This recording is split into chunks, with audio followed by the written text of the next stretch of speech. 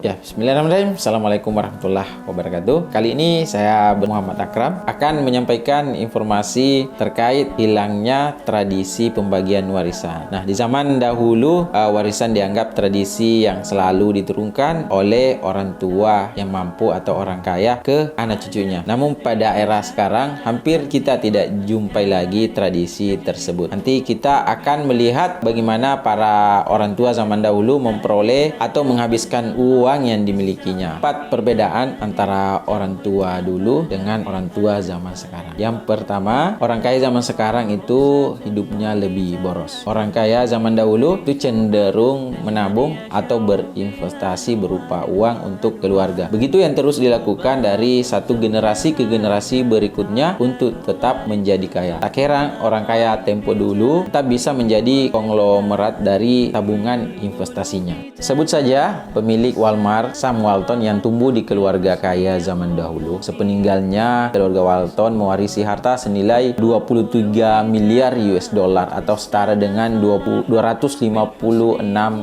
triliun yang telah disimpan dari berbagai generasi. Sementara orang kaya masa kini lebih suka menghabiskan uangnya baik untuk sumbangan atau membeli barang-barang mewah. Konglomerat sekarang jarang memikirkan masa depannya. Orang kaya zaman dahulu itu lebih bekerja keras untuk mencapai teratas dan menikmati kehidupan mewah. Sebaliknya, miliarder zaman dulu merupakan perencana keuangan dan investor yang lebih baik.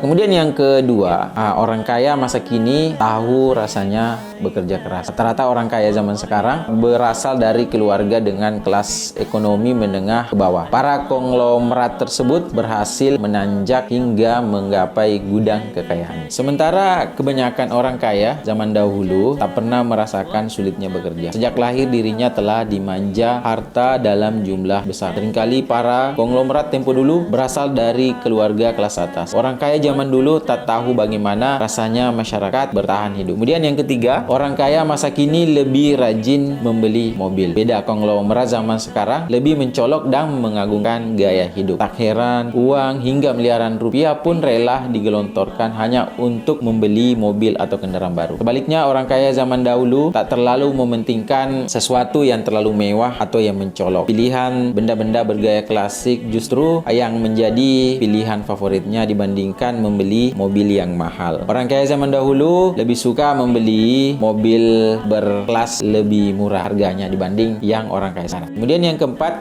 adalah orang kaya zaman dulu lebih memperhatikan tradisi keluarga. Berbeda dengan para orang kaya baru, konglomerat tempo dulu sangat penuh terhadap tradisi. Salah satu tradisi yang dipatuhinya adalah mewariskan harta kekayaan pada keluarga dan mengelolanya bersama saudara yang lain. Sementara orang kaya baru tidak terlalu memperhatikan tradisi tersebut. Dirinya hanya peduli pada diri sendiri dan jumlah uang yang dihasilkannya. Itu tadi keempat poin perbedaan orang kaya zaman dahulu dengan orang kaya zaman sekarang. Lain dulu, lain sekarang. Semua pasti setuju kalau zaman sekarang semua serba sulit. Oleh karena itu, bila bicara tentang masalah finansial, orang tua zaman dulu pun akan berbeda dengan orang tua zaman sekarang. Harga rumah makin tak terjangkau, mendapatkan pekerjaan makin sulit. Apalagi gaya yang semakin hari semakin menghabiskan biaya yang besar. Tetapi jika pandai mengatur finansial dan merencanakan masa depan dengan baik, tradisi pembagian warisan akan tetap menjadi budaya kita. Orang Bugis, orang Dayak, cantik manis, tampan rupanya. Mau edukasi lebih banyak, tonton video sebelumnya. Billahi fisabilil haq, sabiqul khairah. Assalamualaikum warahmatullahi wabarakatuh.